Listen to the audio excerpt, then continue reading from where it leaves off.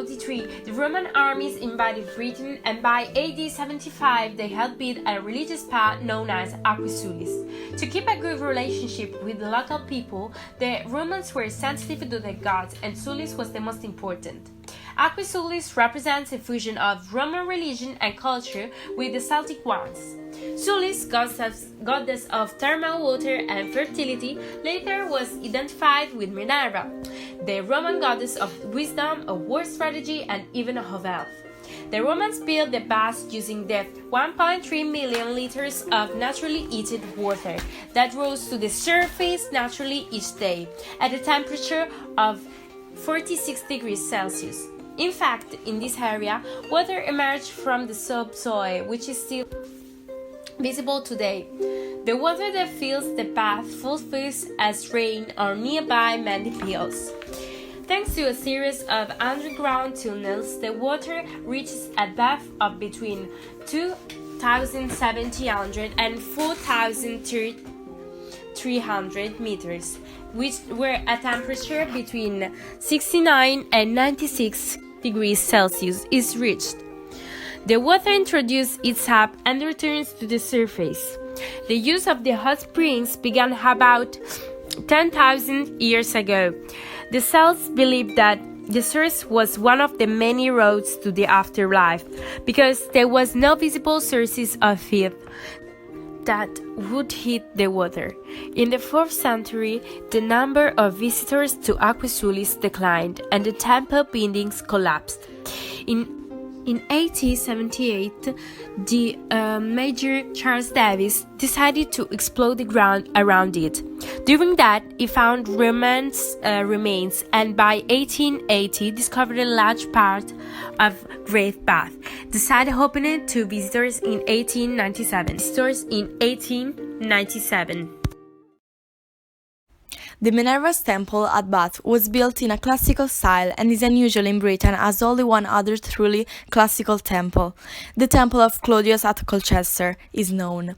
The Bath temple stood on a podium more than 2 meters above the surrounding courtyard. It was approached by a flight of steps with 4 large Corinthian columns supporting a frieze and decorated pediment above. Behind the columns was a large door to the cellar, where the cast statue of the goddess was kept. In the later 2nd century, the temple was modified by the addition of a small side chapels and the construction of an ambulatory around it.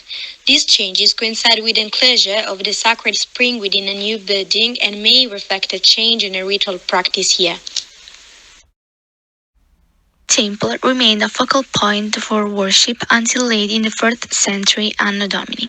In 391 Anno Domini, the Emperor Theodosius ordered the closure of pagan temples throughout the empire.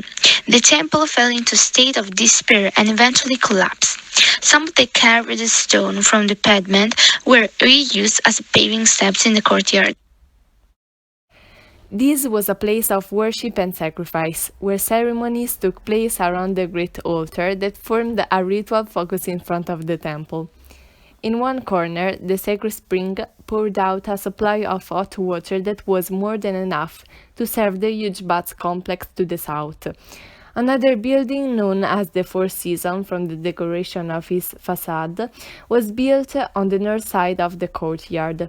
The space was cluttered with altars placed near the temples by worshippers. When the Romans arrived in 43, they introduced new ideas and methods of residing in Britain.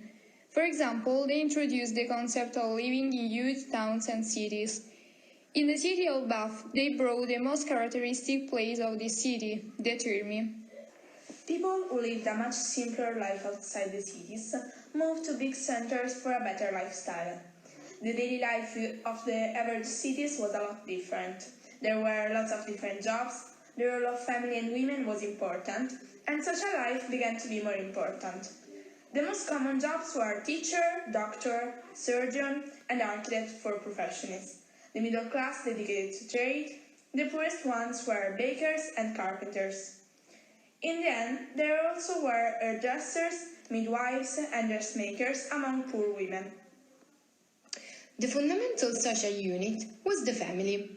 The center of it was the paterfamilias, who had the power of life and death over all members of the family.